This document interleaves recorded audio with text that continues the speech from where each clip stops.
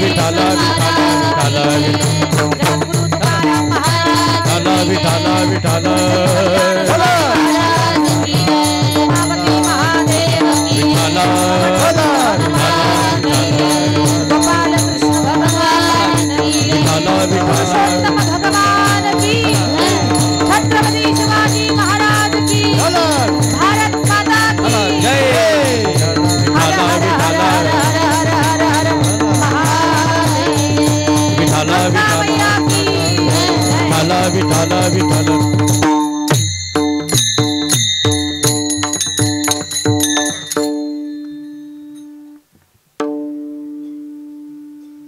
माझ्या विठोबाचा कैसा प्रेम भाव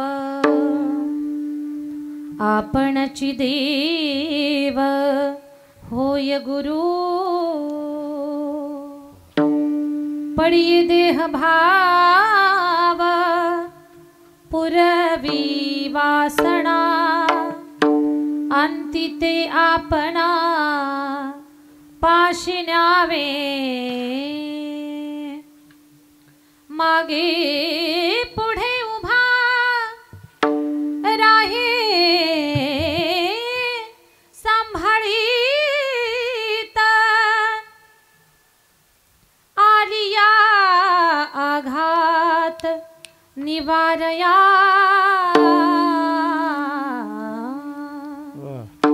पडिये देह भाव पुरवी वासना अंतिते आपणा पाशी न्यावे योगक्षेम त्यांचा जाणे जड भारी वाट दावी करी धरणिया तुका म्हणे नाही विश्वास जा मणी पहावे पुराणी विचारोणी पडिये देह भाव पुरवी वासना अंतिते आपणा पाशी न्यावे विठाल विठाल विठाल विठाल विठाल विठाल विठाल पांडुरंगा करू पांडुरंगा करू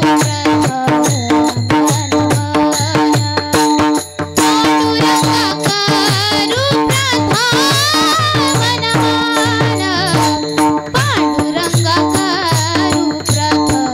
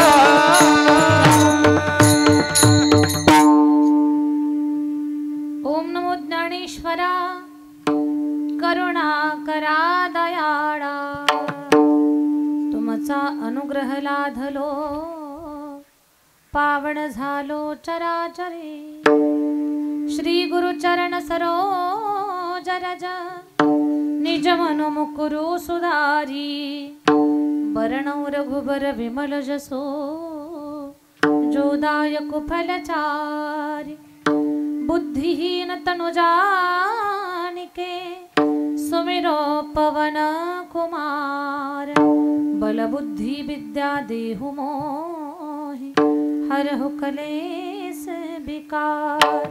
चलो आवो जी पवन कुमार पधारो हरि कीर्तन में। चलो आवो जी पवन कुमार पधारो हरि कीर्तन में। चलो आवो जी पवन कुमार पधारो हरि कीर्तन में। चलो आवो जी पवन कुमार पधारो हरि कीर्तन में।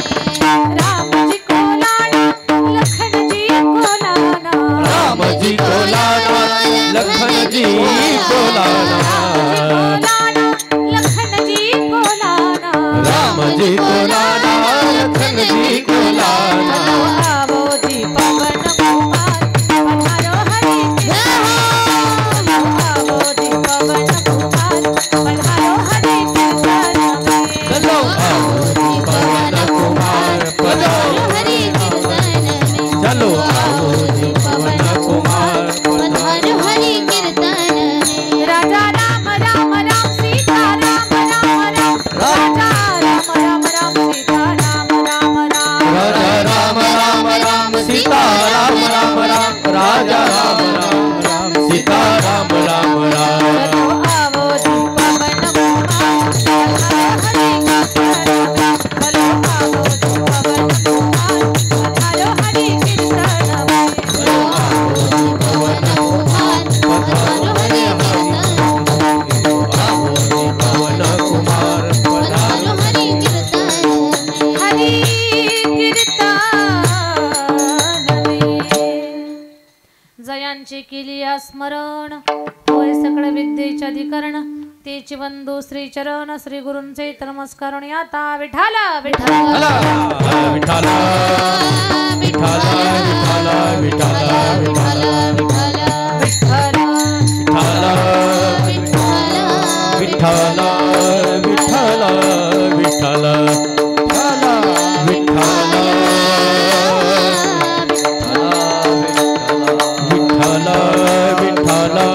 विठाल विठाल विठाल विठाल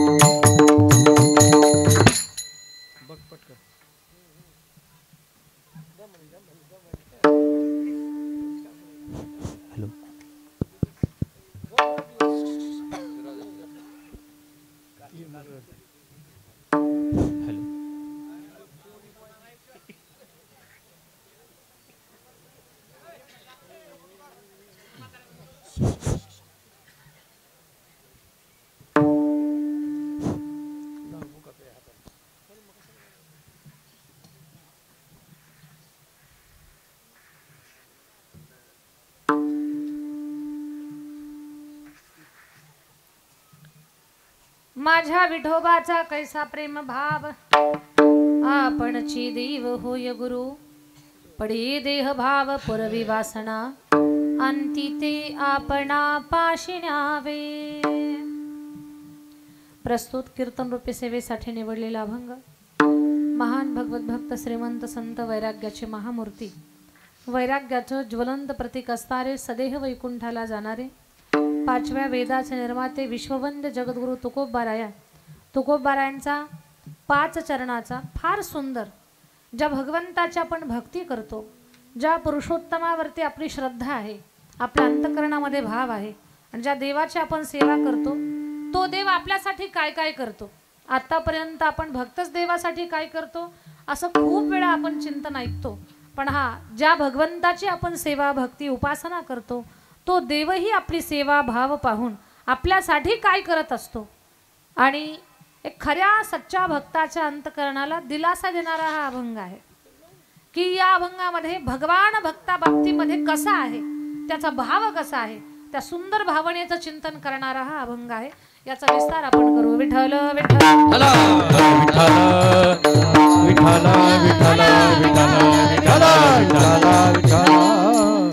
अभंगाकडे वळण्यापूर्वी अल्पसा परिहार द्यायचा असा आपल्या पुरुषोत्तमपुरी या नगरीमध्ये की गोदावरी तटावरती असणारं हे पुरुषोत्तमपुरी गाव की ते भगवान पुरुषोत्तमाचं भगवान श्री विष्णूचं रूप असणारं भगवान पुरुषोत्तम भगवान यांचं हे स्थान आणि या स्थानानं पवित्र झालेली ही पूर्ण भूमी आणि भाग्यवान असणारं हे गाव.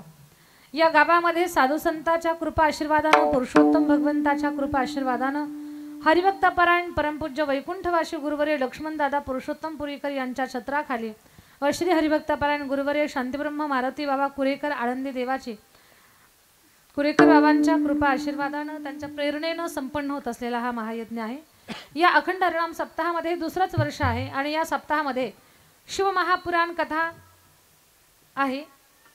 तीर्थक्षेत्र पुरुषोत्तमपुरीमध्ये या नगरी या ठिकाणी या सप्ताहाच्या माध्यमातून शिवमहापुराण कथा आणि कथा प्रवक्ते आदरणीय हरिभक्तपरायण उद्धव महाराज वाकणकर आहेत नाथरेकर महाराजांच्या पवित्र अशा श्रीमुखातून आपण कथा श्रवण नामांकित कीर्तनकार मंडळी एका पत्रिकेत एकत्र आणण्याचं काम आपण सर्वांनी केलेलं आहे.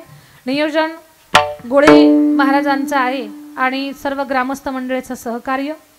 तर महाराजांनी ग्रामस्थ मंडळीच्या आग्रह सर्व कीर्तनाचा सौजन्य दात्या या दादांसाठी या भावांसाठी जरा जोरात टाळी वाजवा सगळ्यांनी. आणि कीर्तनाच्या साथीसाठी गायनाची फार उत्कृष्ट असे साथ देणारे वयना ज्येष्ठ आहेत आणि आदरणीय हरिभक्तपरायण बालासाहेब महाराज जवळेकर आदरणीय गुरुजींना माझं वंदन आहे. त्याचबरोबर हरिभक्तपरायण पांडुरंग बाबा पळशीकर महाराजांनाही माझं वंदन आहे. सर्व हरिभक्तपरायण मंडळी मला सगळ्यांची नावं माहिती नाहीयेत. सगळ्यांना सादर वंदन सप्रेम जय हरी. मस्तक हे पाय या वारकरी संतांच्या मृदंगाची खूप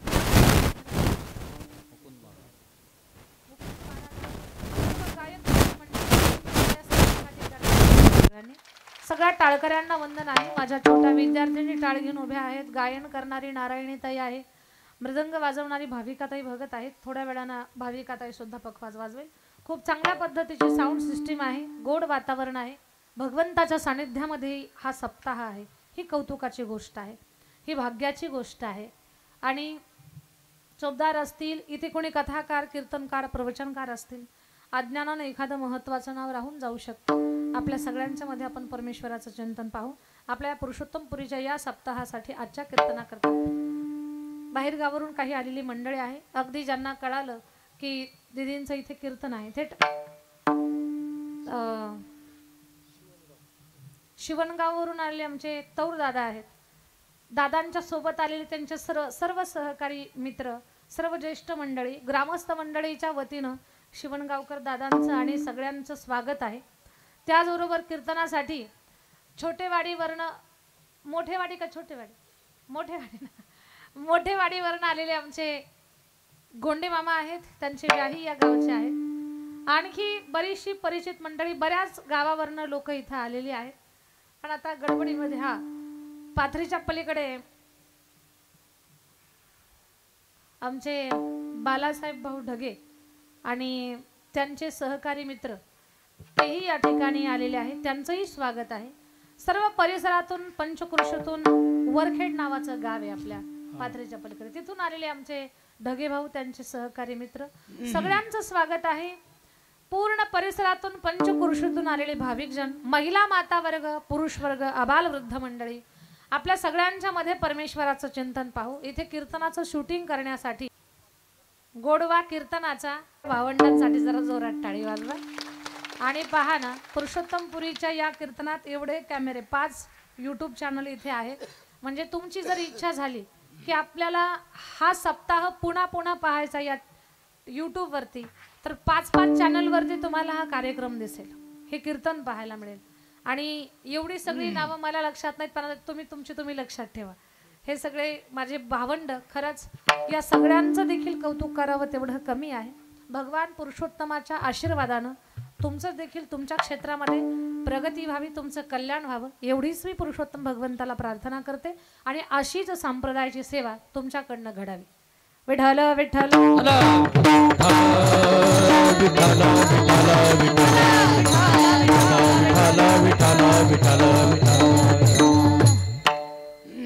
अभंग फार गोड आहे. माझ्या विठोबाचा कैसा प्रेम भाव, आपणची देव होय गुरु. अभंगाचा अर्थ सांगते जगद्गुरु तुकोबाराय सांगतात, माझा भगवान भक्तावरती एवढं प्रेम करतो. किती प्रेम आहे त्याचं की तो स्वतःचा देव पण विसरतो. याच्या पलीकडे काय आणखी सांगावं. आपणची देव होय गुरु. एवढंच काय, भक्ताचं अंतकरण जाणतो. पढिये देह भाव पुरवी वासना, आणि आणती ते आपणा पाशी न्यावे. मागे पुढे उभा राहे सांभाळीत. भगवंताचा भक्ताबद्दल खूप विशेष भाव आहे. भक्ती करा भगवंताची आणि समर्पण करा तुम्ही देवाला. समर्पण केल्यानंतर फल असं प्राप्त होईल किंवा अशी अवस्था तुमची होईल, तुम्हाला तुमची काळजी करण्याची गरज पडणार नाही, भगवानच तुमची काळजी घेईल. मागे पुढे उभा राहे सांभाळीत, आलिया आघात निवारया. अरे जो भगवान भेटणं मुश्किल आहे, भेटला तर त्याची आठवण, त्याची भेट कायम टिकून राहणं कठीण आहे. पण त्या भगवंताची भक्ती तुम्ही श्रद्धेनं, सेवेनं आणि समर्पण भावानं जर केली तर तो भगवान आपल्याला वाऱ्यावर सोडत नाही. योगक्षेम या गोष्टी पलीकडे भगवान परमात्मा काय करतो, योगक्षेम त्यांचा जाणे जड भारीन वाट दावी करी. भक्तासाठी तो काय करतो, हाताला धरून घेऊन जातो ध्येयापर्यंत. आणि विश्वास जर नसेल तर तुका म्हणे नाही, विश्वास ज्या मनी, ज्यांच्या मनात याबद्दल विश्वास नाही त्यांनी पहावी पुराणी विचारुणी. पुराणामध्ये पडताळून पहा, तुम्हाला नक्कीच त्या ठिकाणी या अभंगाचा भाव आणि भगवंताचं अंतकरण खरं त्या ठिकाणी सारखं दिसेल. अशा गोड अर्थाचा आणि आपल्या भक्तीतला विश्वास वाढवणारा हा अभंग आहे. याचा आपण आता विस्तार करू. विठ्ठल विठ्ठल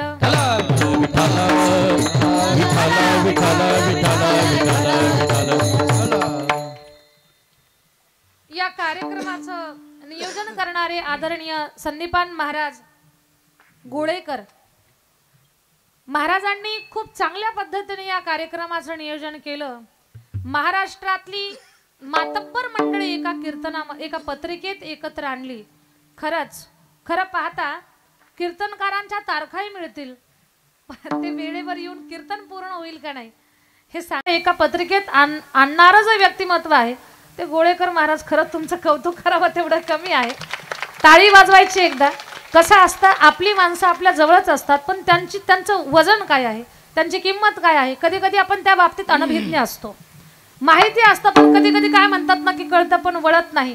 अशी आपली अवस्था होऊ नये.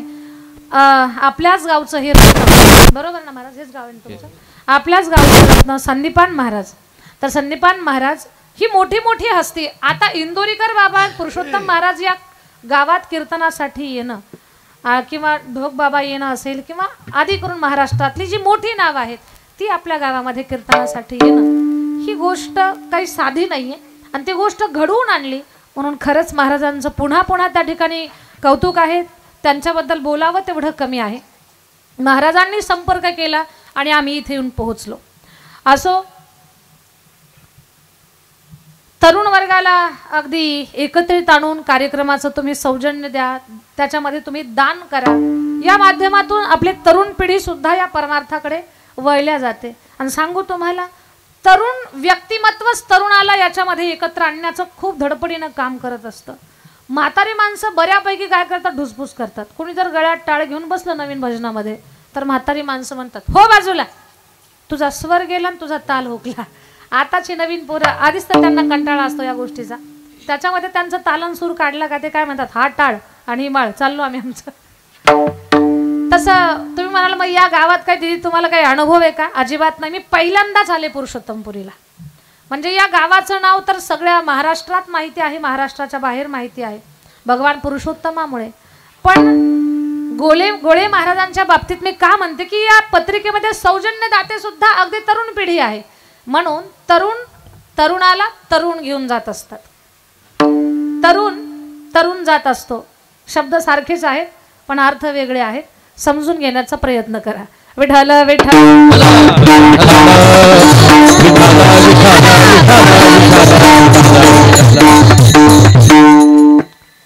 जगद्गुरु तुकोबारायांचा भंग सेवेसाठी निवडला. जगद्गुरु तुकाराम महाराज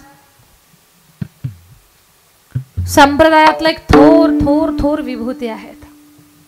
महाराजांचं वर्णन करण्यासाठी आपली वाणी आणि आपले शब्द कमी पडतील. जगद्गुरु तुकाराम महाराज 5व्या वेदाचे निर्माते आहेत. जगद्गुरु तुकाराम महाराज वारकरी संप्रदायाचा कळस आहेत. जगद्गुरु तुकाराम महाराज संप्रदायाचं नाक आहेत. संप्रदायाचा जो मुखवटा आहे ना त्याचं नाक माझे जगद्गुरु तुकोबाराय आहेत.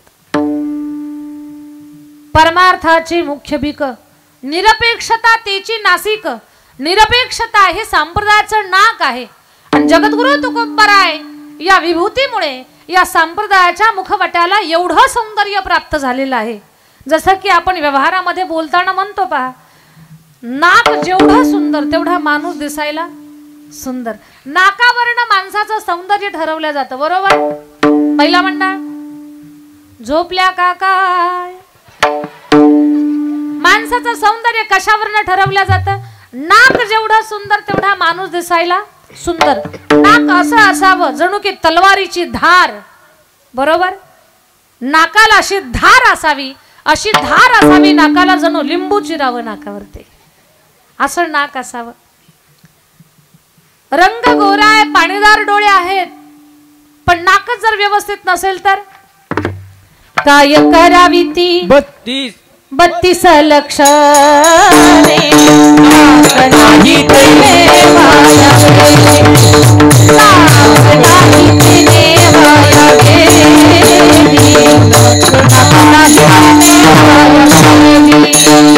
काय करावी ती 32 लक्षणे.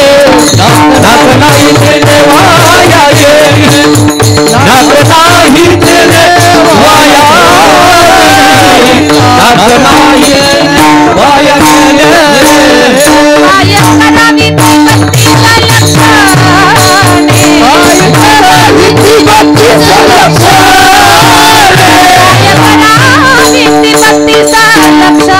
काय करावी ती 32 लक्षणे.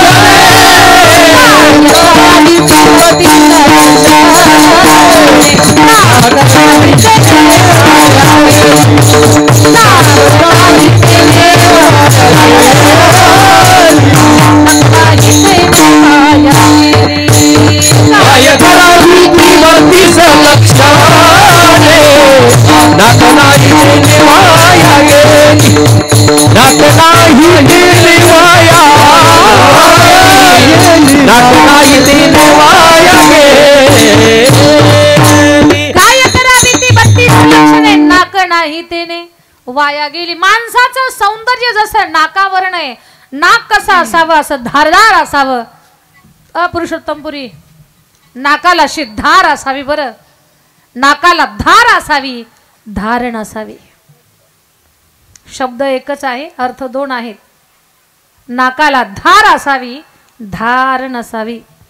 धारदार नाकाला जर धार असेल तर त्याही नाकाला काही किंमत नाही. बोलणं कळतंय ना माझं? समजतं ना? 12ही महिने पावसाळा परवडत नाही. 4 महिने ठीक आहे. विनोद बाजूला ठेवा. जगद्गुरु तुकोबाराया एवढं स्वच्छ नाक आहे संप्रदायाचं. जगद्गुरु तुकाराम महाराज म्हणजे संप्रदायाचं असं नाक की ज्या नाकाला भक्तीचा शेंडा आहे आणि वैराग्याची स्वच्छता आहे. एवढं सुंदर नाक म्हणजे जगद्गुरु तुकाराम महाराज ते संप्रदायाचं नाक आहेत. जगद्गुरु तुकोबाराय एवढे महान संत आहेत की त्यांच्या तोंडाने विठ्ठलाचं भजन करावं नवल नाही. महाराज ज्या वाटेवरून चालतात ती वाट सुद्धा विठ्ठलाचं भजन करते. महाराजांची पायवाट विठ्ठलाचं भजन करत होती. आपली वाट लागली तरी आपल्या तोंडाला भजन येत नाही. जनाबाईच्या गौऱ्या विठ्ठल विठ्ठल म्हणत होत्या. आपल्या गौऱ्या पुढे गेल्या तरी आपल्या तोंडाला विठ्ठल येत नाही. परमार्थाचा मार्ग सापडत नाही. परमार्थिक क्रियामध्ये वाहून घेण्यासाठी काहीतरी पुण्य असावं लागतं. त्याशिवाय या सत्कर्माच्या धर्माच्या गोष्टी आपल्या जीवनामध्ये घडत नाहीत. महाराजांची वाट विठ्ठल म्हणत होती. वाट प्रसंग फार गोड आहे. जगद्गुरु तुकोबारायांच्या पत्नी जिजामाता महाराजांना खूप बडबड करायच्या. पण त्या जिजामातेच्या जीवनात एक नियम होता. महाराजांना जोपर्यंत त्या जीव घालत नाही तोपर्यंत त्या जेवत नव्हत्या. किती बडबड करत होत्या. जिजामातेच्या कहाण्या तर तुमच्यापर्यंत सुद्धा आल्या असतील. काय काय बोलत होत्या त्या महाराजांना. पण जोपर्यंत महाराज जेवत नाही तोपर्यंत त्या जेवण करत नव्हत्या. तुम्ही अगोदर जेवता की नंतर जेवता हे तुम्हाला अजिबात विचारणार नाही मी. पण ज्या जिजामाता महाराजांना बडबड करतात त्या पतिव्रताच्या यादीमध्ये अव्वल आहेत. मग कुणी म्हणेल पतीला शिव्या दिल्या तरी पतिव्रता धर्म प्राप्त होतो का? तसं नाही. जिजामाता महाराजांना तोंडावर खूप बोलायच्या पण त्यांच्या जीवनात एक नियम होता. कोणता? त्या महाराजांना बोलत होत्या पण महाराजाबद्दल दुसरीकडे बोलत नव्हत्या. तुम्ही काय चूक करता नेमकी? तुमच्या मालकाच्या तोंडावर तुम्हाला काही बोलायची हिंमत नाही म्हणून चार चौघी जमा झाल्या की उद्धार चालू होतो तुमचा. कुणाचा उद्धार करता? तुमच्याच मालकाचा उद्धार करता. काय सांगू आसराक्का, आमच्या पप्याच्या बापानं आपल्या गावातल्या असतील तर त्या सोडून आमच्या पप्याच्या बापानं घराला उंबरा ठेवला नाही, दरवाजा ठेवला नाही, पत्रे ठेवले नाही, सारी मथुरा पाण्यात घातली. म्हणता की नाही? पुरुषोत्तमपुरी फक्त मला सांगा, मी काही कोणाला सांगणार नाही. काय म्हणतात त्या? सारी मथुरा पाण्यात घातली. पण खरं सांगा मला, पाण्यात मथुरा गेली का द्वारका गेली? दादा, पाण्यात काय गेली? द्वारका. पण म्हणतात काय? मथुरा. तुमच्या मालकाचा उद्धार तुम्ही आजूबाजूला कुठेतरी करता. पण जिजामाता तशा नव्हत्या. फटकन बोलत होत्या पण तोंडावर बोलत होत्या. महाराजाबद्दल दुसरीकडे बोलत नव्हत्या. एक दिवस तुकोबाराबद्दल कोणीतरी चुकीचं वागलं तर जिजामाता स्वतः भांडायला गेल्या. माझ्या मालकाला असं का तुम्ही का मारलं काठीनं? मंजाजी बुवांनी मारलं होतं ना. तर मालकाची बाजू घेऊन भांडायला गेल्या होत्या. तुम्हाला फक्त एकच डोक्यात घातलंय आपल्या काय की जिजामाता बडबड करत होत्या. पण महाराजावर किती प्रेम आणि किती श्रद्धा होती त्यांची, याही गोष्टीचा आपण अभ्यास करायला पाहिजे. बरं, महाराजांना जोपर्यंत त्या जीव घालत नाही तोपर्यंत त्या स्वतः जेवण करत नव्हत्या. दुसरी गोष्ट आहे का, महाराज काही जेवायला घरी येत नव्हते आणि सोबत डबा घेऊन जात नव्हते. महाराज काय करायचे? झोपेतून उठले की नीट भंडाऱ्यावर जावं, तिकडेच भजन करावं आणि जिजामातेनं भाकरी कराव्यात आणि पाठीमागून घेऊन जाव्यात आणि महाराजांना जीव घालावं. डोंगर चढायचा, उतरायचं. एक दिवस जिजामाता म्हणतात, महाराज कुठल्या तरी एका डोंगरावर थांबत जा. डोंगर चढायचा आणि उतरायचा का सोपा आहे का? कुठल्या तरी एका डोंगरावर तुम्ही थांबत जा. महाराज म्हणतात, ताऊ माझी वाट नको पाहू, तू तुझी जेवण करून घेत जा. जिजामाता म्हटल्या, महाराज कशामुळे? अगं तुला डोंगर चढायला आणि उतरायला त्रास होतो ना, म्हणून तू जेवण करत जा. महाराज जिजामाता म्हणतात, महाराज अजून 10 डोंगर चढ, पण तुम्ही जेवण जोपर्यंत करत नाही तोपर्यंत करणार. बोलणं कळतंय ना? हा पतिव्रता धर्म आहे. आणि हे कुणाबद्दल बोलता जिजामाता? जो आपला पती घरात रुपया सुद्धा कमवून आणत नाही, ज्याचं लेकरा बाळाकडे लक्ष नाही, घरात काय आहे काय नाही, आपल्या बायकोच्या गळ्यात सोन्याचे मणी किती काळे मणी किती याचं गणितच ज्याला माहिती नाही, अशा पतीची किती काळजी घेतात. महाराज 10 डोंगर चढल पण जोपर्यंत तुम्ही जेवत नाही तोपर्यंत मी जेवणार नाही. हा भाव पाहिला आपल्या पत्नीचा. आणि महाराज म्हणतात, ताऊ डोंगर चढण्याची गरजच नाही. डोंगर चढण्या अगोदर वाटेला कान लाव ग. जी वाट विठ्ठलाचं भजन करेल समजावं मी तिकडे. महाराज माणसाचं तोंड लवकर भजन करणं आणि तुम्ही म्हणता की वाट विठ्ठलाचं भजन करेल. अगं तू प्रयोग करून पहा. दुसऱ्या दिवशी जिजामाता आल्या, वाटेला कान लावला तर त्या वाटेनं भजन केलं. आपण सगळेजण भजन करू ते. बोलावा विठ्ठल पाहावा विठ्ठल, बोलावा विठ्ठल पाहावा विठ्ठल, बोलावा प्रबलाने घे विठ्ठल, बोलावा विठ्ठल पाहावा विठ्ठल, करावा विठ्ठला जीवे भावे, करावा विठ्ठला, करावा विठ्ठला, करावा विठ्ठला जीवे भावे, बोलावा विठ्ठल पाहावा विठ्ठल, बोलावा विठ्ठल पाहावा विठ्ठल, बोलावा विठ्ठल, बोलावा विठ्ठल पाहावा विठ्ठल, बोलावा विठ्ठल, पाहावा विठ्ठल, बोलावा विठ्ठल, पाहावा विठ्ठल, बोलावा विठ्ठल, पाहावा विठ्ठल, बोलावा विठ्ठल, पाहावा विठ्ठल,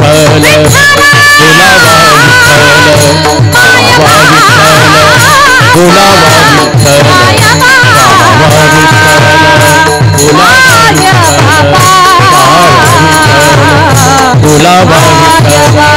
पाहावा विठ्ठल, बोलावा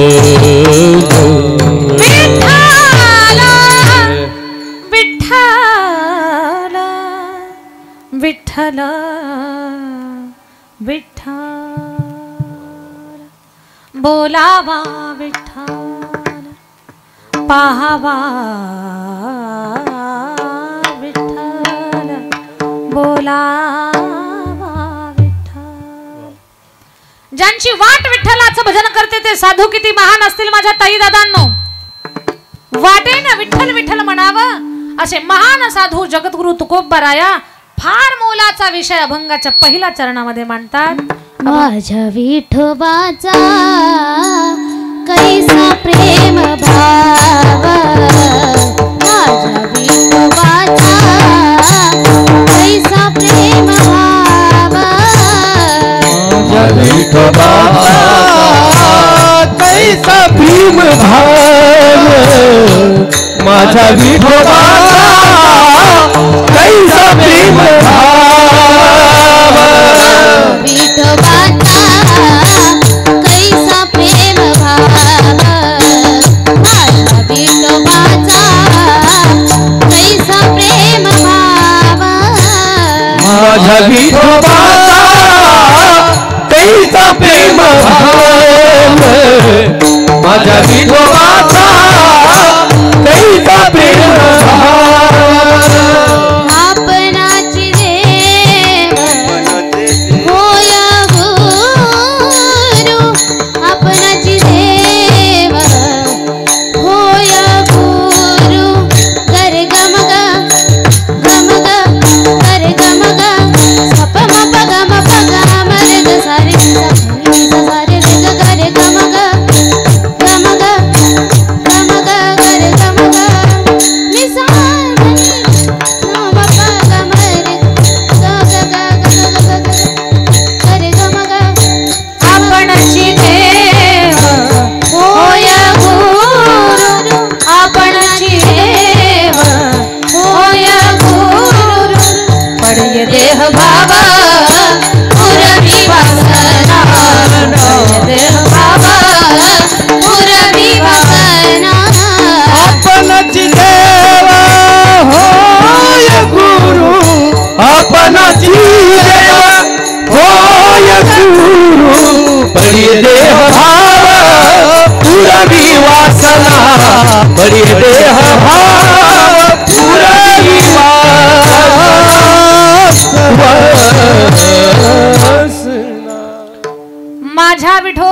कैसा प्रेम भाव आपणची देव होय गुरु.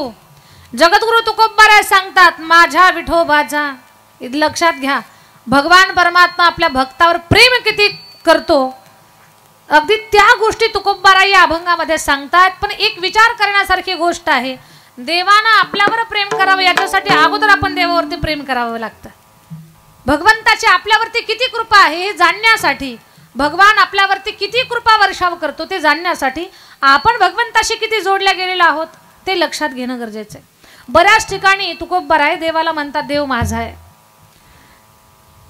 देव माझा मी देवाचा, देव माझा मी देवाचा, देव माझा मी देवाचा, देव माझा मी देवाचा. हीच माझी, हीच माझी, हीच माझी सत्यवाचा, देव माझा मी देवाचा, देव माझा मी देवाचा, देव माझा मी देवाचा, देव माझा मी देवाचा, मी देवाचा. हीच माझी सत्यवाचा, देव माझा मी देवाचा. आमच्या भाविकासाठी जरा वाचू आपण टाळी सर्वजण. पखवाज हे पुरुषाचं वाद्य आहे, पण ते एका मुलीनं हे वाजवणं हे तिचं कौतुक आहे. आणि आदरणीय सर्व ज्येष्ठ मंडळीला मला सांगायला आवडेल की ही भाविका भगत नावाची जी माझी विद्यार्थिनी आहे, आपल्या संस्थेमध्ये शिकते ती. आणि फक्त पखवाजच नाही तर तबला, ढोलक, ॲक्टोपॅड वाद्यातली सगळेच वाद्य वाजवते, ही तिचं विशेष आहे.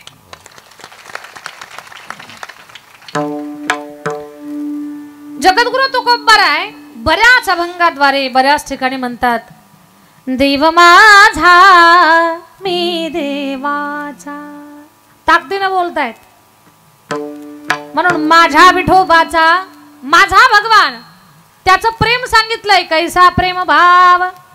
आता प्रेम शब्दाचा इथे उच्चार झालाय तर व्यावहारिक प्रेम आणि परमार्थिक प्रेम, जीवाचं प्रेम आणि देवाचं प्रेम या प्रेमामध्ये फरक आहे. व्यावहारिक प्रेम किंवा प्रापंचिक प्रेम हे दिवसेंदिवस कमी होणारं असतं आणि प्रापंचिक प्रेम हे व्यक्तीवर अथवा वस्तूवर असतं आणि ते बदलतं. परमार्थातलं प्रेम बदलत नाही, ते कमी होत नाही, दिवसेंदिवस वाढत जातं. जसं की परमार्थात जसं वय वाढावं तशी माणसाची किंमत वाढत जाते, प्रपंचात जसं वय वाढावं तशी माणसाची किंमत कमी कमी होत जाते. खरं खरं बोला मला, प्रपंचामध्ये तरुण कर्त्या, कर्तबगार, कमावत्या पोराला जेवढी किंमत आहे तशी ती अगदी अगदी थकलेल्या म्हाताऱ्या माणसाला प्रपंचात ती किंमत आहे का? प्रपंचात माणसाची किंमत कमी होत जाते, परमार्थात किंमत वाढत जाते. तसं प्रपंचात हे प्रेम बदलतं, जागा सोडतं, ते कमी होतं. परमार्थातलं प्रेम वाढतं, ते जागा सोडत नाही. प्रपंचातलं प्रेम व्यक्ती आणि वस्तू याच्यावरती असतं आणि परमार्थातलं प्रेम हे अंतःकरणावरती असतं. बोलणं लक्षात घ्या. प्रापंचिक प्रेमाचा तुम्हाला पुरावा देण्यासाठी एक उदाहरण सांगते. राजा भृतुहरीची कथा आपल्या सगळ्यांना माहिती आहे. राजा भृतुहरी एका नगराचा राजा, लोकांना खूप चांगलं सांभाळत होता. त्या नगरीमध्ये एक साधू आले आणि ते साधू निवांत स्वतःचं भजन करत नगरामध्ये फिरायला लागले. निवांत फिरतायत. मन लागा मेरा यार फकीरी में, जो सुख पाया राम भजन में, ओ सुख नहीं अमीरी में, मन लागा मेरा यार फकीरी में. बोलणं लक्षात येते तुमच्या सगळ्यांच्या? लक्षात घ्या. ते महात्मे निवांत भजन करत फिरत होते, पण त्या बाबाचं ते स्वतःच्या मस्तीतलं फिरणं त्या राजाला भावलं राजानं बोलवून घेतलं, बाबा इकडे या. खूप चांगली सेवा केली महाराजांची. आणि मग महाराजांनाही आनंद वाटला, किती चांगला राजा आहे. ज्याला साधू कळतायत ना तो राजा खूप छान आहे. त्याला धर्म वेगळा शिकवायची गरज नाही, त्याला नीती आणि शास्त्र समजावून सांगायची गरज नाही. राजा खूप चांगला आहे. मग महाराजांना राजाबद्दल खूप माया निर्माण झाली आणि महाराजांनी एक फळ घेतलं, दिलं राजाला. म्हणे राजा हे फळ तू खा. हे फळ जर तू खाल्लं तर तुला आयुष्य आणि आरोग्य या 2 गोष्टी मिळतील. राजानं तर फळ घेतलं पण तासभर विचारच करत बसला. म्हणे मला भरपूर आयुष्य भेटल, माझं आरोग्यही चांगलं होईल, पण माझं माझ्या पत्नीवर खूप प्रेम आहे. माझी पत्नी जर मरण पावली तर दीर्घ आयुष्य भेटून आणि चांगलं आरोग्य मिळून उपयोग तरी काय. मग त्यानं ते फळ घेतलं आणि राणीला दिलं. पण राणीचं प्रेम राजावर नव्हतं, राणीचं प्रेम एका प्रधानावर होतं. तिनं विचार केला हे फळ मी खाईल, राजानं सांगितलंय आरोग्य आणि आयुष्य मिळेल. राणी म्हटली मला भरपूर आयुष्य भरपूर आरोग्य भेटलं तर उपयोग काय. हा जर प्रधान मरण पावला तर मला माझ्या जगण्यात काही रस राहणार नाही. तिनं ते फळ प्रधानाला दिलं. पण प्रधानाचं प्रेम राणीवर नव्हतं, प्रधानाचं प्रेम एका भांडे घासणाऱ्या बाईवर होतं. किती अवघड आहे या प्रापंचिक प्रेमाची गोष्ट. तो म्हटला मला भरपूर आयुष्य आणि आरोग्य मिळेल, पण ही जर बाई मरण पावली तर माझ्या जगण्यात काय अर्थ आहे. प्रधानानं ते फळ दिलं कुणाला, त्या भांडे घासणाऱ्या बाईला. तिला सांगितलं हे खा, तुला आरोग्य आणि आयुष्य मिळेल. तिनं विचार केला तासभर, मी हे फळ खाल्लं, भले मला आरोग्य भेटल आयुष्य मिळेल, पण उपयोग काय. खूप आयुष्य भेटलं खूप आरोग्य जरी मिळालं तर उपयोग काहीच नाही, आयुष्यभर भांडेच घासल मी, दुसरं काय करणार. ती म्हटली आपला राजा खूप चांगला आहे. तिची श्रद्धा होती राजावर. तिनं ते फळ राजाला दिलं. राजा चांगला आहे, तो जगला पाहिजे जास्त काळ. राजाच्या हातात जेव्हा फळ आलो तेव्हा राजाला चक्करच आली. कसं काय, अरे हे आपणच दिलेलं फळ आहे, या दाशीकडनं आपल्याकडं कसं काय आलं.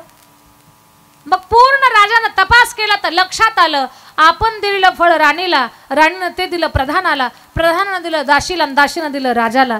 राजाच्या लक्षात आलं अरे हे प्रपंचातलं प्रेम खोटं आहे, ते बदलतंय, ते जागा सोडतंय, या प्रेमाचं काही खरं नाही. राजा भृतुहरीनं जे राज्य सोडलं, अरण्यात गेला भरतरी नाथ राजा बनला. लक्षात घ्या, हे का सांगते मी तुम्हाला, तर हे प्रापंचिक प्रेम आहे, प्रापंचिक प्रेम. आणि काही लोक लटकं प्रेम करतात, स्वार्थी प्रेम करतात, खोटारडं प्रेम करतात, फसवेगिरीचं प्रेम करतात. काही काही ना खूप माया दाखवतात, खूप माया दाखवतात. अशी काळजी घ्या, तशी काळजी घ्या, असे राहा तसे राहा. एखाद्याचा बंगला पाहून म्हणतात दाराला ते तोरण बांधा, नजर लागल कोणाची. पण मला खरंच सांगा, दुसऱ्याचा बंगला पाहून खरंच आपल्याला बरं वाटतंय का. अय पुरुषोत्तमपुरी, दुसऱ्याचा बंगला पाहून, 4 चाकी गाडी पाहून खरंच चांगलं वाटतं आपल्याला. शेजाऱ्याच्या शेतात जर 500 क्विंटल कापूस झाला तर इकडे अटॅक यायची वेळ आहे आपल्याला. आपल्याला बरं वाटत नाही दुसऱ्याचं. आज या जगामध्ये माणसं स्वतःच्या दुःखानं कमी दुःखी आहेत बरं का. जगात लोक स्वतःच्या दुःखानं कमी दुःखी आहेत, पण दुसऱ्याच्या सुखानं जास्त दुःखी आहेत जगामध्ये लोक. कुणाचं बरं चाललंय ना, ही गोष्ट सहजासहजी पचत नाही, हजम होत नाही, आपल्याला पचतच नाही.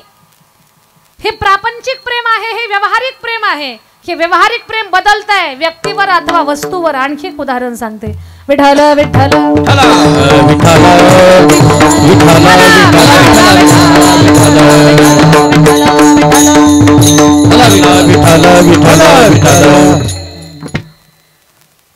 प्रापंचिक प्रेम बदलणार आहे, वस्तूवर असल व्यक्तीवर असल. एक श्रीमंत घरची बाई होती. त्या बाईला सोन्या नाण्याचा खूपच छंद होता, खूप तिला दागिन्यांची आवड. महिला मंडळ, तुम्ही कधी विचार केलाय का की दागिने आवडतात तुम्हाला, पण या दागिन्यांच्या पाठीमागे कारण काय आहे, शास्त्र काय आहे माहिती आहे तुम्हाला. कान देऊ नाही का, महिलांच्या नाकात नथ का, कानात झुंबर का, पायात पैंजण का, हातात कंकण का, याचा कधी विचार केलाय आपण. महिला मंडळाच्या हातात बांगड्या असतात, सौभाग्यवती स्त्रीच्या हातामध्ये बांगड्या ठेवल्या जातात. का, तर त्या बांगड्या बाईला सारखं जागृत ठेवण्याचं काम करतात. बाई जागी राहून स्वयंपाक करतो, या घरची अन्नपूर्णा आहेस. स्वयंपाक चांगला झाला तर कौतुक होईल तुझं, घरातल्या लोकांचं आरोग्य चांगलं राहील, पोटाला पोटभर खातील, ताकदीनं काम करतील. बांगड्या तिला जागृत ठेवतात. पण त्या बांगड्या म्हणतात बाई तुझं जर लक्ष विचलित झालं तो स्वयंपाक तिखट किंवा खारट होईल आणि तशाच शिव्या तुला बसतील, घरातल्या लोकांची तब्येत बिघडून जाईल, या बांगड्या बाईला सांगत असतात तू जागी राहा, जागृत राहा. बाईच्या पायामध्ये पैंजण आहे. उजव्या पायातलं पैंजण माहेरची प्रतिष्ठा आहे, डाव्या पायातलं पैंजण सासरची प्रतिष्ठा आहे.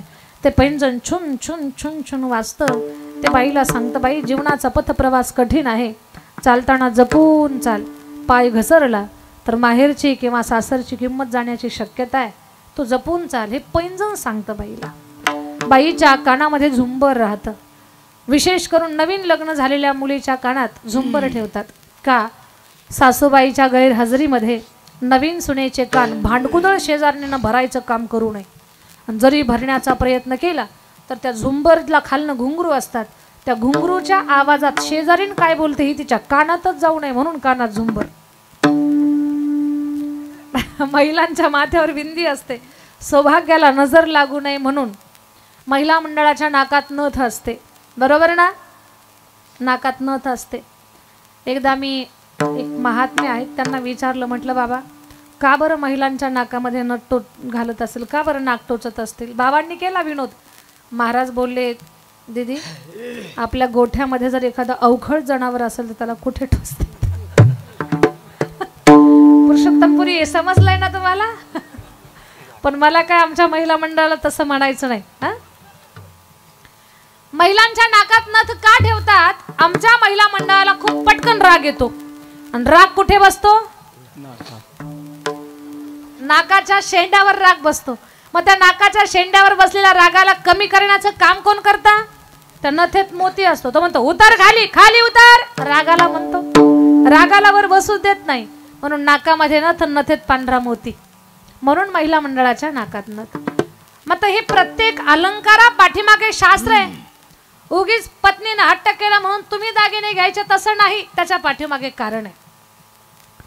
तर त्या बाईला उदाहरण सांगते मी तुम्हाला की महिला मंडळाला दागिने खूप आवडतात. पण अशीच एक बाई होती श्रीमंत घरची, तिला खूप दागिन्यांची आवड होती. आणि तिला दागिने म्हटलं का काही सुचतच नाही. सण आला की नवीन दागिना लागत होता तिला. तिला सोन्यापुढे सणाची सुद्धा किंमत नाही. त्या बाईला सोन्याचा खूप छंद, दागिन्याचा छंद. एवढे तिला अलंकार होते, एवढे अलंकार होते. गवळण आहे पहा. पुतळ्या डोरलं साकळ्या पैंजण कमरेला कंबर पटा. सगळा थाट माट करुणी, सगळा थाट माट करुणी नेसल ग नेसल ग. जय हो, जय हो. शालू पैठणीचा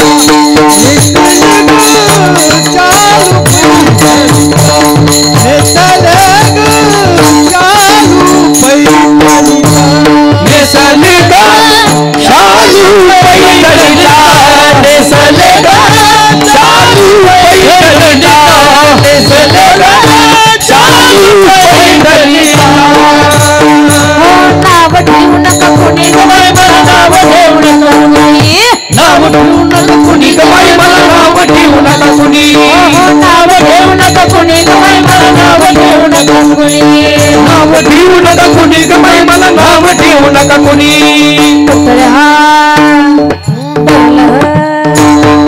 पुतळ्या डोरलं साकळ्या पैंजण कमरेला कंबर लोणी सगळा थाट माट करुणी, सगळा थाट माट करुणी नेसले ग, नेसले ग, नेसले, नेसले ग, नेसले ग, शालू पैठणीचा, नेसले ग, शालू पैठणीचा,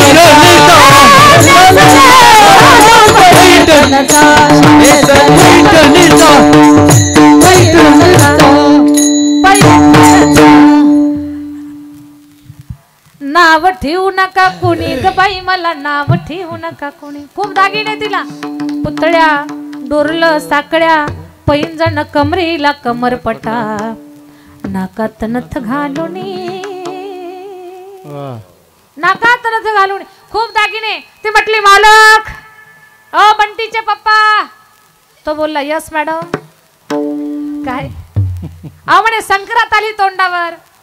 तो म्हटलं मग या संक्रांतीच्या सणाला मला नथ पाहिजे. तो म्हटला सती तुला मागच्या सणाला 2 ग्रॅमची नथ केली, आता कशाला नथ, दुसरा काहीतरी दागिना करू. ती म्हटली नाही, आता मला 2 तोळ्याची नथ पाहिजे. नथ कुठं 2 तोळ्याची असते का बरं पुरुषोत्तमपुरी? नथ 2 तोळ्याची असते का कुठं? नाही. पण ती बाई हट्टालाच पेटली.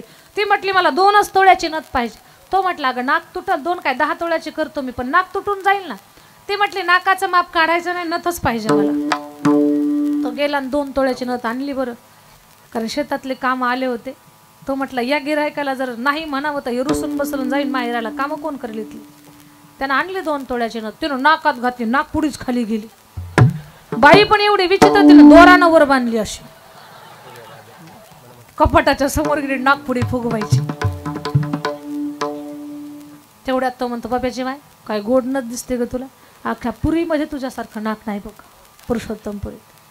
तिला बरं वाटलं, पण मालकानं कौतुक केलं, पोट नाही भरलं. गल्लीतल्या बायांना बोलावलं, राधा आसरा दगडा धोंडा केसरा मंडा सुरेखा, सगळ्यांना बोलावलं. आणि बोलवून बाई फार विचित्र होती. कुणाला 35 वर्षात कोणाला चहाचा कप सुद्धा तिने दिला नव्हता.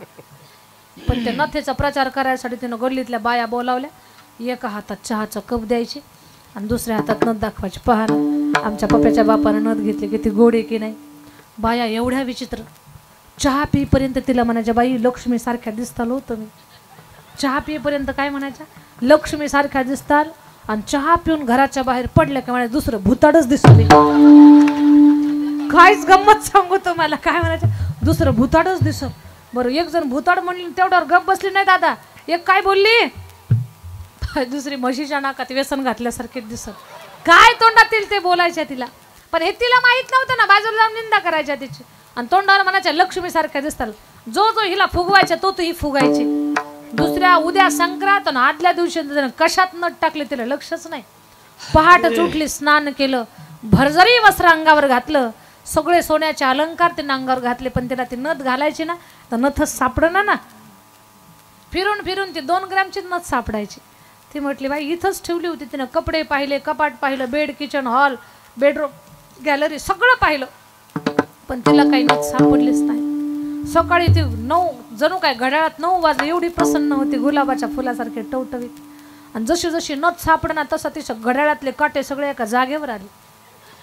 घड्याळाचे काटे एका जागेवर येतात आणि काट्यांचं टोक वरच्या दिशेला असतं, तेव्हा घड्याळात किती वाजतात 12. तसं तिचं तोंड झालं. गल्लीतल्या बाया म्हटल्या अक्का चला ना वाण द्यायला. ती म्हटली वा पुढं आलेच मी. काय झालं तुम्हाला? काही विचारू नका. बाया म्हटले सणासुदीची रडायला लागली, हिच्यानं कोण आधी लागायला. बाया गेल्या. आता विचार करा, आपल्या गल्लीतल्या बाया दिसल्या आणि त्यात आपली जर पत्नी दिसली नाही, आपल्या घरातलं माणूस जर दिसलं नाही बाई माणूस, तर माणूस विचारतं की नाही आमच्या घरचे कसं काय नाही. तर माणसानं विचारलं, चौकात बसलेलं होतं ते पारावर. तो म्हटलं अक्का काय आमच्या घरचे कसे दिसणार? म्हणे घरात रडत बसलेत. काय झालं म्हणे जाऊन विचारा. त्यानं टुनकन पारावरनं उडी मारली, पळतच गेलं ते. ए पप्याची माय. ती म्हणते काय झालं तुला? कसं सांगू. मोठ्यानं रडायला लागली ती. अगं तुला झालं काय? कसं सांगू तुम्हाला. झालं काय? तुम्ही आणली होती. बोलणं कोढ्यात होतं आणि शब्दाला वेलांटी लागलेली होती. याच्या पायाखालची जमीनच सरकली. हे म्हणतं मी काय आणली होती? तुम्हीच आणली होती. अगं काय आणली होती मी? 2 तोळ्याची नथ का? हो. मग घाल ना नाकात वाण द्यायला जा. कुठं पडली सापडना. मोठ्यानं रडायची, कुठं पडली सापडना. हा म्हटलंय बघ घरच्या लक्ष्मीनं सणासुदीला कधी रडायचं नाही. माझ्या ताईंनो सांगते तुम्हाला, तुमच्या घरात खरंच सुख नांदावं. पैसा म्हणजे सुख नाही, श्रीमंती म्हणजे सुख नाही, फिरायला गाड्या असणं म्हणजे सुख नाही, खोटी पद आणि प्रतिष्ठा म्हणजे सुख नाही. घरातल्या माणसांचा एक विचार हेच घरातलं सगळ्यात मोठं सुख आहे. तुम्ही चटणी सोबत भाकरी टोचून खा, पण एका विचारानं खा, सगळेजण मिळून खा. तुम्हाला पुरणपोळीपेक्षा नाही आनंद भेटला जास्त तर मग मला बोला. घरातल्या माणसाचा एक विचार असणं हे सगळ्यात मोठं सुख आहे. आणि नेमकं माणसं आज हेच सुख हरवलेले आहे. कोट्यावधीचे बंगले आहेत, करोडो रुपयाच्या गाड्या फिरायला आहेत, बँकेत कोट्यावधीचा बॅलन्स आहे, समाजात पैशानं मिळणार नाही एवढी मोठी मोठी पदं आहेत, पण समाधान हरवलेलं आहे माणसाचं. एक विचार नाही माणसाचा. नवऱ्याच्या तोंडाकडे पाहिलं की बायकोच्या कपाळावर आढ्या, आणि बायकोचं तोंड पाहिलं की याची कोंबडा मिशी अशी उलटी होती. कशामुळे चाललंय असं? एक विचार राहिलेला नाही, मन भावना एकमेकाला समजून घेत नाही. तर त्या माणसानं आपल्या बायकोला समजावून सांगितलं, हे पाक सणासुदीचा दिवस आहे आणि घरच्या लक्ष्मीनं कधी रडायचं नसतं, रडू नको, हे शिकायचंय तुम्हाला सगळ्यांना. सणासुदीला सौभाग्यवती स्त्रीनं कधीच रडायचं नाही, बरं का? एवढं शिकून घ्या कीर्तनातून, बाकीचं काही लक्षात नाही राहिलं तरी चालेल. सौभाग्यवती स्त्रीनं कधीच घरामध्ये रडायचं नाही. ज्या दिवशी तुम्ही रडताल त्या दिवशी आपल्या घरातली लक्ष्मी काढता पाय घेऊन जाईल. मग पुन्हा रडत बसू नका की घरात लक्ष्मी टिकना म्हणून. त्याला जबाबदार तुम्हीच असणार आहात. कधीच रडायचं नाही बाईनं घरामध्ये. पण ती मोठ्या मोठ्याने रडत होती. तर म्हणता अगं रडू नको पप्याची माय, रडू नको म्हटलं की जोरातच रडायची. आणि हे लक्षात घ्या, जोपर्यंत डोळे पुसायला कोणीतरी असताना तोपर्यंतच रडण्यात इंटरेस्ट आहे. भांडणं सोडवायला जोपर्यंत असतात तोपर्यंत भांडणारे चवताळून पडतात. एकदा का सोडणारे म्हटले हा खेळा भांडणं, चाललो आम्ही, मग ते भांडणं खेळत नाही, ते म्हणतात राहिलेली भांडणं उद्या करू, चला. जोपर्यंत आपल्याला समजावून सांगायला कोणी आहे रडू नको ग, रडू नको ग, मग फुंदू फुंदू रडणार, मोठ्या मोठ्यानं रडणार, ढोय ढोय रडणार. आणि आपण जर म्हटलं जाऊ दे आता रडत बस, चाललो मी, एका मिनिटात तर रडू संपलं. जोपर्यंत डोळे पुसणार आहेत तोपर्यंतच रडण्याला किंमत आहे. हे म्हणायचं रडू नको ती मोठ्या मोठ्यानं रडायची, हे म्हणायचं रडू नको ती मोठ्या मोठ्यानं रडायची. त्याच्या लक्षात आलं ही काय ऐकतच नाही. हा म्हटलं एक ऐक ना माझं, तुला पुढच्या सणाला 10 तोड्याची नथ करतो, पण आता 2 ग्रॅमची घाल, मागच्या वर्षाची, जाऊन ये वाण द्यायला. ती म्हटली नाही मला 2 तोळ्याचीच घालायची होती. कशामुळं? मला सेल्फी काढायची होती. तरुण पोरापुरींना कळलं सेल्फी, म्हाताऱ्या माणसाला काय कळणार आहे सेल्फी. पण आता तरुण पोरं साधा मोबाईल खिशात घेऊन फिरतात, म्हातारी माणसं मोठाला मोबाईल घेऊन फिरतात. काळ पण बदलत चालला. तो म्हणतोय अगं रडू नको तू, ती काय ऐकतच नाही. त्यानं फोन केला, हॅलो सोनार मामा, 2 तोळ्याची नथ तयार ठेवा, मी आलोच नथ घ्यायला. तिच्या लक्षात आलं बरं का ताई नथ आणायला जाणार आहे. तिनं विचारलं चहा ठेवू का? हा म्हटलं ठेव, तुला ठेवायचं असेल चहा तर, मला जिवंत ठेवायचं असेल तर ठेव चहा. सकाळपासून चहा नाही पाणी नाही. तिनं गॅस पेटवला, पातेल ठेवलं, पाणी टाकलं, दूध टाकलं, चहा पावडर टाकली, साखरेचा डबा खाली घेतला, झाकण उघडलं, अशी ओंजळ भरून साखर वर घेतली. काय सांगू माझ्या मावशानं, त्याच्यातच नोत आली ना तिची. जशी नोत आली जोरातच चिरकली, पप्याचा बाप. याला वाटलं चिटकली शेगडीला, आता काही खरं नाही. हे म्हणतात काय झालं? सापडली माझी नथ सापडली. ते म्हटले तुम्ही चहा शिजवा, तुम्हीच प्या, चालले मी वाण द्यायला. त्याला जरा चहा बनवायला बसवलं नाही, गेली वाण द्यायला. मला सांगा कशावर प्रेम आहे माणसाचं? व्यक्तीवर, वस्तूवर. बदलता येते, अगोदर व्यक्तीवर, नंतर वस्तूवर, आणि वस्तू सापडली की निघाली. याचा अर्थ काय? प्रापंचिक जे प्रेम आहे ना ते बदलणार आहे, ते शाश्वत नाही, ते सत्य नाही, ते चिरकाल टिकणार नाही, कायम राहणार नाही, कमी कमी होत जाणार आहे. पण याच्या उलट पक्षी परमार्थातलं जे प्रेम आहे ना ते भरलेलं आहे आणि ते कधीच कमी होत नाही. आणि विशेष म्हणजे आपण भगवंतावर प्रेम करावं काय, त्या भगवंताचा जर आपल्यावरती प्रेमाचा वर्षाव झाला तर मग काहीच कमी नाही. तेच आपण पाहू. विठ्ठल विठ्ठल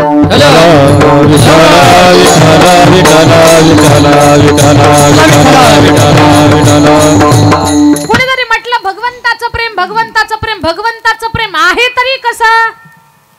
तर ऐका, प्रसंग रामायणातला आहे, कान देऊ नाही का? रामायणातला प्रसंग ऐकण्या अगोदर रामाचं भजन करो. हम कथा सुनाते राम सकल गुण धाम की,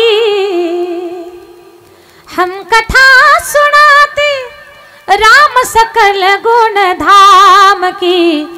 रामायण है पुण्य कथा श्री राम की, रामायण है पुण्य कथा श्री राम की, रामायण है पुण्य कथा श्री राम की, रामायण है पुण्य कथा श्री राम की, रामायण है पुण्य कथा श्री राम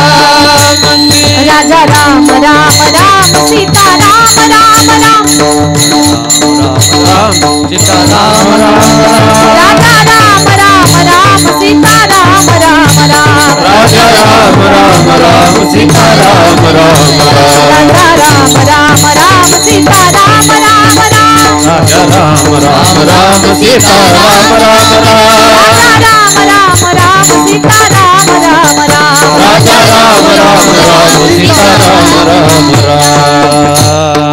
प्रभु रामचंद्र भगवान की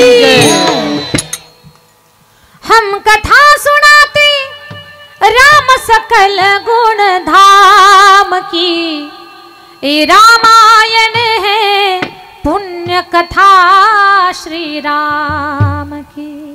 प्रसंग रामायणातला आहे। मर्यादा पुरुषोत्तम राघवेंद्र सरकार जेव्हा 14 वर्षाच्या वनवासाला गेले। माझ्या ताई दादांनो, माझ्या जरा प्रश्नाचं उत्तर द्या, माझ्यासोबत जरा बोला। रामायण गोड आहे। राम म्हणजे जीवनाचं सूत्र, राम म्हणजे जीवनाचं शास्त्र, राम म्हणजे जीवनाची सुरुवात आहे, राम म्हणजे जीवनाची सांगता आहे। सुरुवात, आरंभ आणि सांगता या दोन्हीतला मध्य म्हणजे राम आहे। मधल्या काळात हयातात जर राम कळाला तर जीवन आराम आहे, आणि हयातात जर राम नाही कळाला तर जीवन हराम आहे। फक्त राम कळावा, बरोबर? राम कळावा। ऐका, रामाला 14 वर्षाचा वनवास हे कैकेयीला कोणी शिकवलं होतं? झोपल्या का काय? कोणी शिकवलं होतं? मंथरेनं, की रामाला वनवासाला पाठवून भरताला गादी घे। पण तिनं शिकवताना काय शिकवलं होतं? रामाला वनवास आणि भरताला गादी। तिनं वर्ष शिकवली नव्हती, एवढेच वर्ष तेवढे वर्ष। पण कैकेयीने मागताना काय मागितलं? रामाला 14 वर्षाचा वनवास आणि भरताला गादी। 14च वर्ष का? तिला 18 म्हणता आले असते, तिला 20ही म्हणता आले असते, 50 म्हणता आले असते, 100 वर्ष रामाला वनवासाला पाठवा असंही म्हणता आलं असतं। 14च वर्ष का?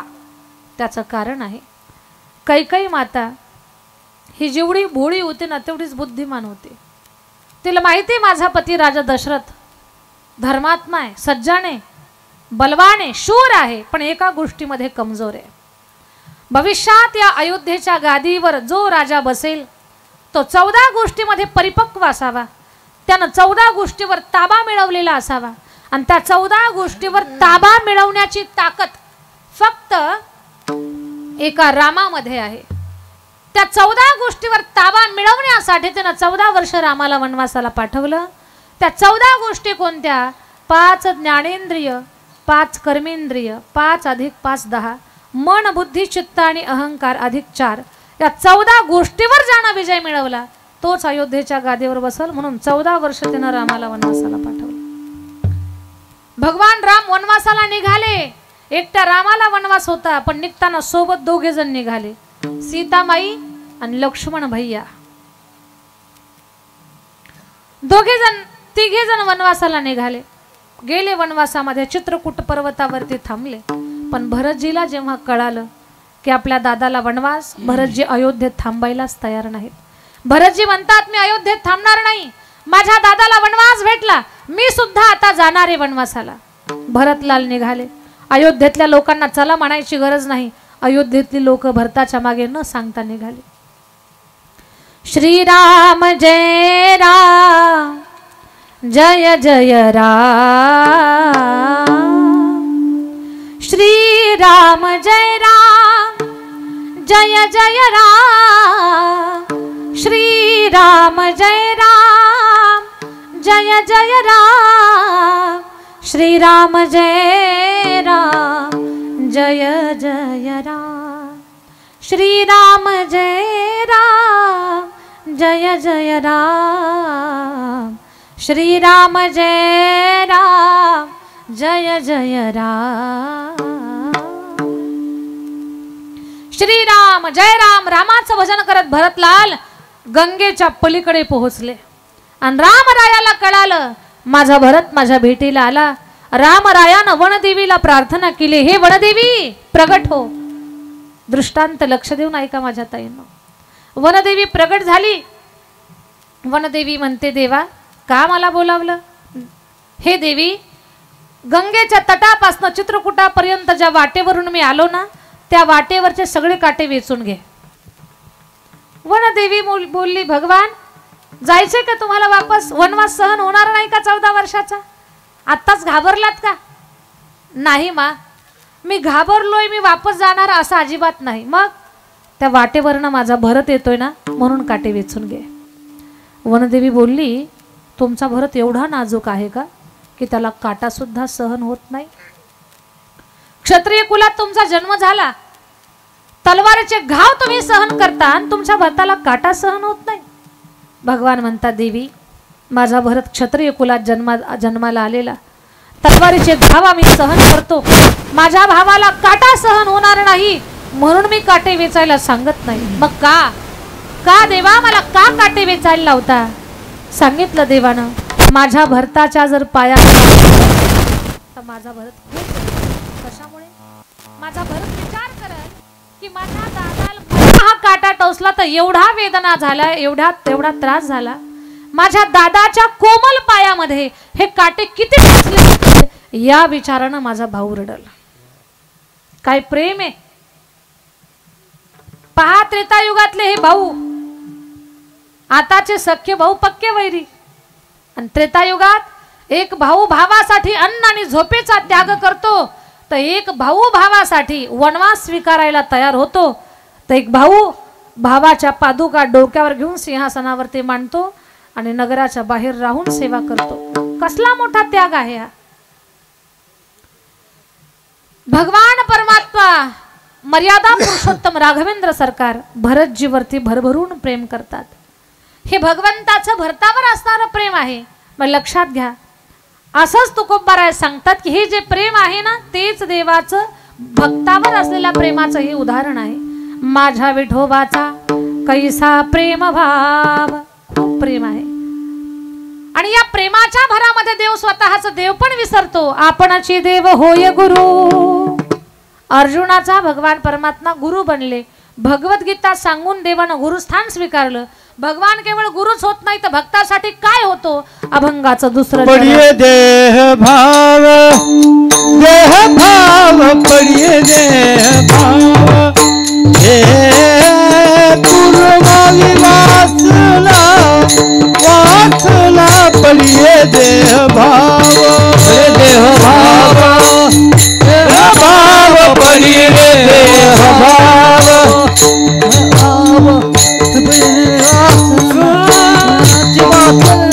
पडिये देह भाव, देह भाव भाव पडिये देह भाव, ओ पूर्वादिवास वासना पडिये देह भाव, देह भाव, देह भाव पडिये देह भाव, ओ पूर्वादिवास वासना पडिये देह भाव, अंतःपुला पासिनावे, अंतःपुला पासिनावे पडिये देह भाव, देह भाव पडिये देह भाव, ओ पूर्वादिवासना वासना पडिये देह भाव, अंतःपुला पासिनावे,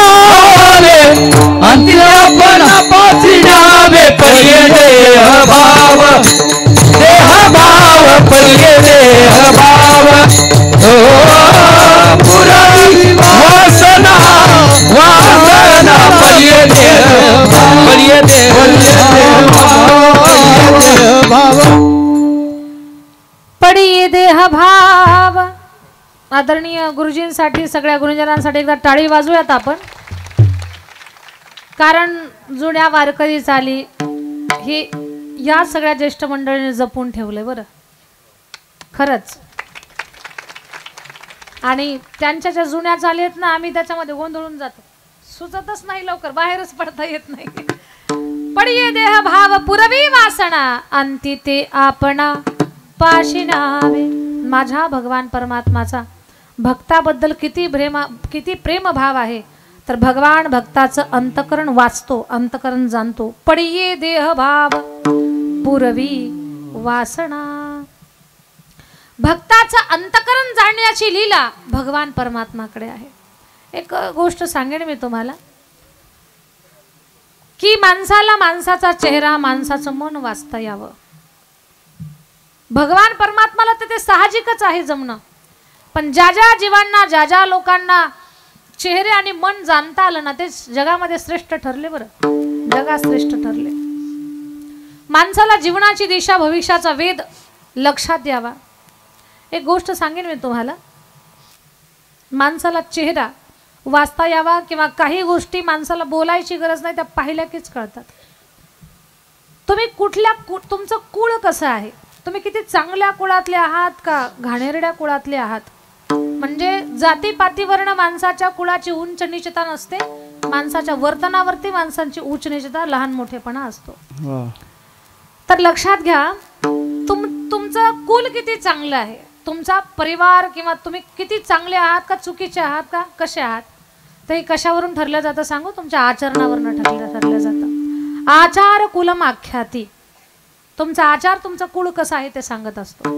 आचार कुलम आख्याती, देशम आख्याती भाषणम. तुम्ही कोणत्या भागातले आहात हे तुमच्या भाषेवरनं कळतं. म्हणजे शेलूची भाषा थोडीशी फरक पडलेली आहे, माजलगावचं थोडंसं बदल, आमच्याकडे पुढे गेलं की थोडं अजून वेगळा ढंग, थोडं पलीकडे नगरकडे गेलं की आणखी वेगळा बदल, इकडे नांदेडकडे निघा तिकडे वेगळंच. म्हणजे तुम्ही कोणत्या भागातले आहात हे तुमच्या भाषेवरनं कळतं. आचार कुलम आख्याती, देशम आख्याती भाषणम, संभ्रम स्नेहम आख्याती. तुमच्या अंतःकरणामध्ये आमच्याबद्दल किती आदर आहे हे तुम्हाला तोंडानं सांगायची अजिबात गरज नाही. तुमचं तोंड पाहिलं कीच कळतंय आम्हाला. चेहरा वाचून कळतंय माणसाला, या माणसाला आपल्याबद्दल आदर आहे, तिरस्कार आहे, द्वेष आहे, कवगीच काय आहे हे समजतंय. आणि ते मला एकटीलाच नाही वाचताय, ते तुम्हाला सगळ्यांना पण जमतंय. संभ्रम स्नेहम आख्याती, वपूर आख्याती भोजनम. तुम्ही काय खाता हे सांगायची गरज नाही, तुमची तब्येत सांगते. तसं अंतःकरण जाणणं ही खूप विशेष गोष्ट आहे, की ती भगवान परमात्मा भक्ताच्या बाबतीमध्ये करतात. आणि हे ज्याला जमतं तो माणूस श्रेष्ठ ठरत असतो. देवाला उगे श्रेष्ठत्व आहे का? देव भक्ताचं अंतःकरण जाणतो. या मातीमध्ये जेवढे राष्ट्रपुरुष होऊन गेले त्या लोकांनी सुद्धा अंतःकरण जाणलंय, मन जाणलंय. मग त्याच्यामध्ये अहिल्यादेवीबाई होळकर असतील किंवा महाराष्ट्राचे राजे छत्रपती शिवाजी महाराज असतील, या लोकांनी अगोदर जाणलंय लोकांचं मन, म्हणून त्या मोठ्या पदावरती आहेत. बरं, त्यांनी जाणलंय लोकांच्या मनाला, लोकांच्या वेदना जाणल्या, त्यांच्या भावना जाणल्या, त्यांचं मन जाणलं. राजमाता अहिल्यादेवीबाई होळकर यांचा फोटो मी आपल्या पत्रिकेत पाहिला. खरं तर प्रत्येक स्त्री शक्तीबद्दल मला प्रचंड आदर आणि प्रचंड स्वाभिमान आहे. जेव्हा स्त्री स्वतःला ओळखते ना, स्त्री जेव्हा स्वतःला ओळखते तेव्हा ती इतरांपेक्षा वेगळी असते. तुम्ही म्हणाल कसं? ज्या दिवशी स्त्री स्वतःला ओळखते, एका स्त्रीनं स्वतःला ओळखलं तर तिनं या महाराष्ट्राला छत्रपती शिवाजी महाराज रूपी रत्न दिला, एक क्रांती सूर्य दिला. कोणी? राष्ट्रमाता मासाहेब जिजाऊने. एका स्त्रीनं स्वतःला ओळखलं तर तिनं शिक्षणाची गंगा स्त्री जातीसाठी खुली केली. ते सावित्रीबाई फुले. त्या स्त्री शक्तीनं स्वतःला ओळखलं. एका स्त्री शक्तीनं स्वतःला ओळखलं तर अजूनही तिचा यलगार जगामध्ये घुमतोय. मेरी झाशी नाही दूंगी. काळजाच्या तुकड्याला पाठीला घेऊन जी लढली, मेली पण शरण नाही गेली, ती झाशीची राणी अजर अमर झाली. तिनं ओळखलं स्वतःला, ती आज अजर अमर झाली. एका स्त्री शक्तीनं स्वतःला ओळखलं आणि एका पत्रात पेशवाईला गार केलं. कमी वयात कपाळावरचं कुंकू पुसलं गेलं, काळजाचा तुकडा माती आड गेला. सासऱ्याचं छत्र डोक्यावरचं हरवलं, होता जावाई आधार तो सुद्धा संपला. पण जी हरली नाही, जी दुर्बल झाली नाही, तिने ठरवलं माझं जीवन माझ्यासाठी नाही, ही प्रजा, ही जनता, हीच माझी लेकरं आहेत आणि यांची सेवा करण्यासाठी माझं जीवन आहे.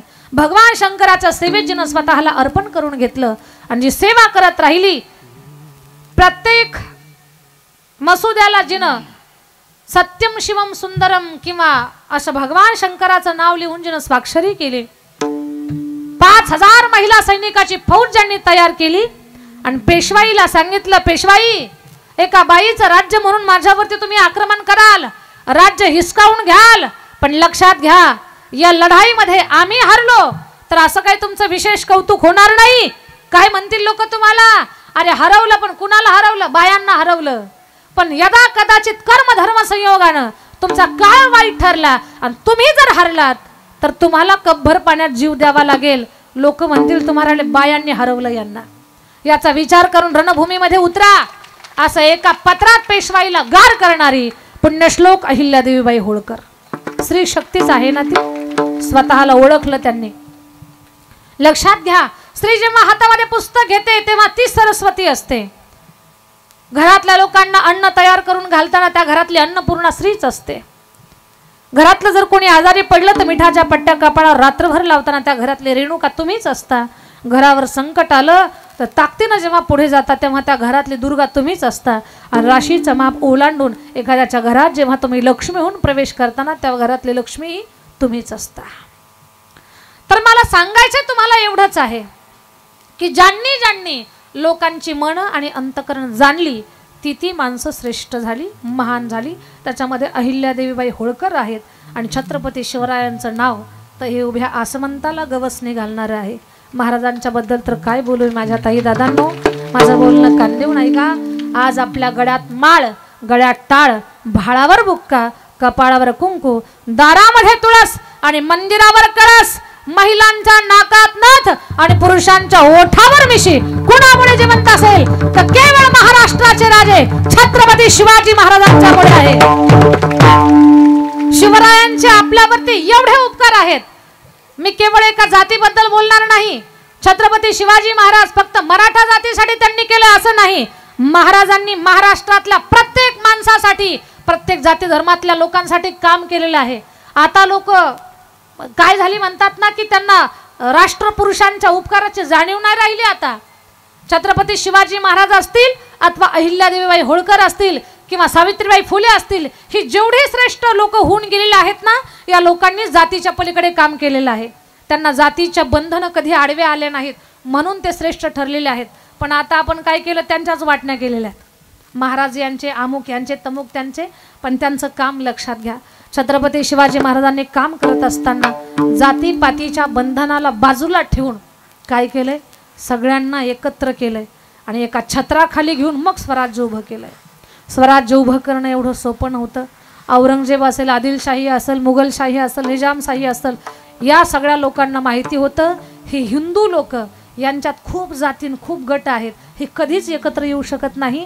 पण सगळ्यांना एकत्र आणून छत्रपती शिवाजी महाराजांनी त्यांच्या डोक्यातला जो समज होता ना तो बाजूला काढून टाकला आणि स्वराज्य उभं केलं.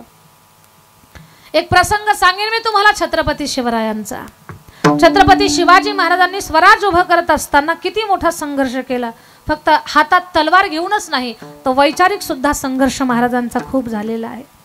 एक वेळेला महाराष्ट्रावरती खूप मोठं संकट आलेलं होतं, खूप मोठं संकट. आणि या मोठ्या संकटाला आता तोंड कसं द्यायचं, शक्ती काम करणार नाही म्हणून महाराजांनी युक्ती चालवायचा विचार केला. आता युक्तीनं या आलेल्या संकटाचा पाडाव करायचा. पण काय करावं, कसं करावं कळेना. भगवतीची प्रार्थना करत होत्या मासाहेब. दे स्वामिनी स्फूर्ती दे शिव बाला, उदे ग अंबाबाई, आई उदे ग अंबाबाई, आई उदे ग अंबाबाई, आई उदे ग अंबाबाई, आई उदे ग अंबाबाई, आई उदे ग अंबाबाई, आई उदे ग अंबाबाई, आई उदे ग अंबाबाई, आई उदे ग अंबाबाई, आई उदे ग अंबाबाई, आई उदे ग अंबाबाई, आई उदे ग अंबाबाई, आई उदे ग अंबाबाई, आई उदे ग अंबाबाई, आई उदे ग अंबाबाई, उदे ग अंबाबाई, आई उदे ग अंबाबाई, आई उदे ग अंबाबाई, आई उदे ग अंबाबाई, आई उदे ग अंबाबाई, आई उदे ग अंबाबाई, आई उदे ग अंबाबाई, आई उदे ग अंबाबाई.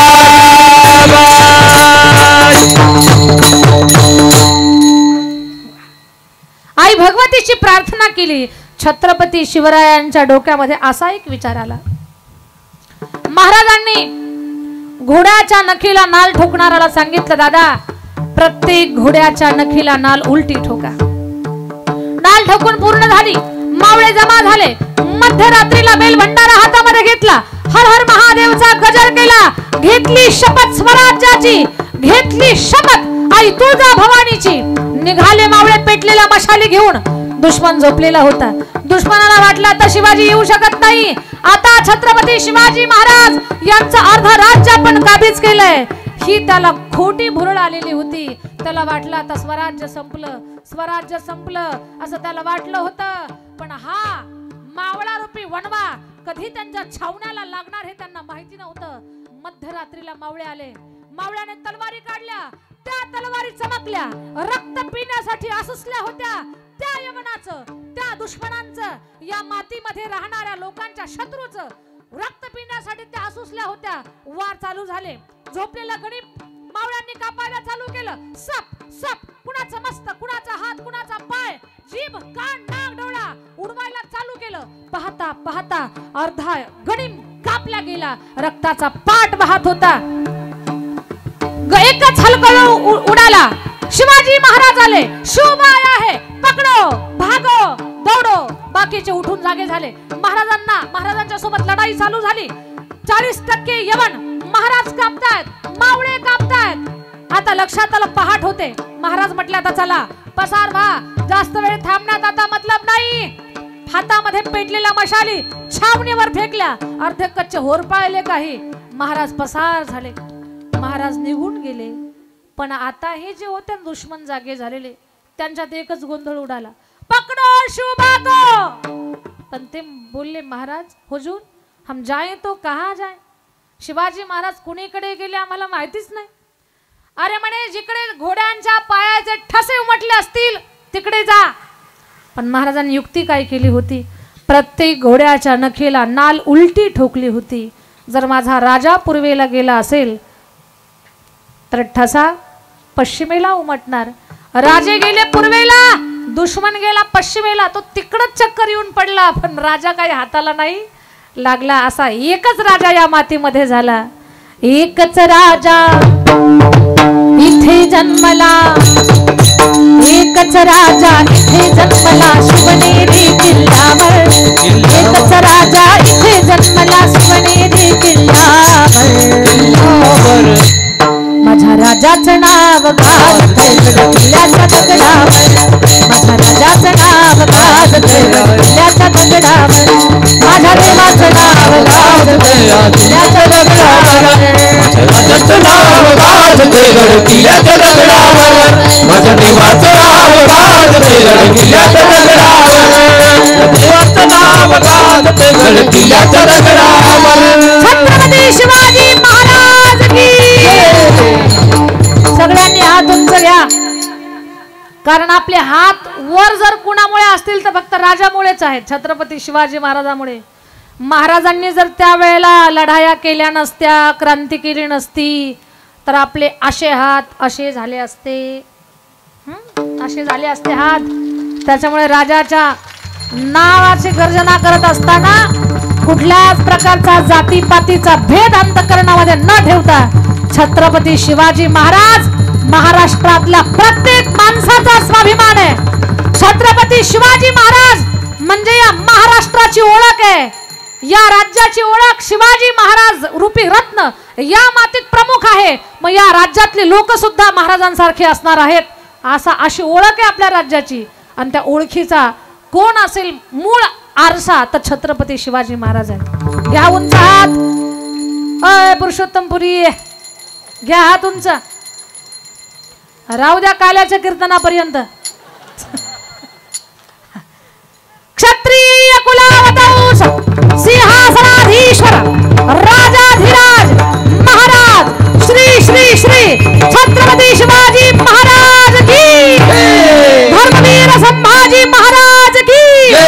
जय भवानी, जय भवानी, जय शिवाजी. हर हर हर हर पुरुषोत्तम भगवान की.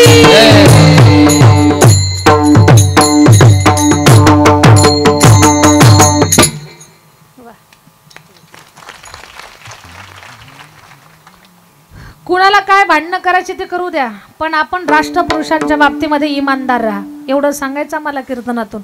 बाकी काय चाललंय कुणाचं इकडे लक्ष देऊ नका. पण ज्यांचे ज्यांचे आपल्यावर उपकार आहेत अशा सगळ्या लोकांना आपण त्यांच्या उपकाराची जाणीव ठेवणं हे आपलं कर्तव्य आहे. हा विषय का सांगितला मी राष्ट्रपुरुषांचा तुम्हाला, तर ही लोक श्रेष्ठ का ठरली, यांनी अंतकरण जाणलं, त्यांनी आपला भाव जाणला, आपलं दुःख जाणलं. तसं भगवान सुद्धा आपल्या भक्ताचा भाव जाणत असतो. सांगू तुम्हाला एक गोष्ट लक्षात घ्या बरं का. अर्जुनाला सुभद्रेची आठवण आली, भगवंताच्या लक्षात आलं, भगवानच सुभद्रा झाले. पडिये देह भाव पुरवी वासना आणती ती आपणापाशी नाही. भगवान किती काळजी घेतो, मागे पुढे उभा राहे सांभाळीतना आली या घात निवाराया. त्याची भेट होणं, त्याचा सहवास लाभणं ही दुर्लभ गोष्ट आहे. पण भक्तावर त्याचं असं प्रेम आहे की पडी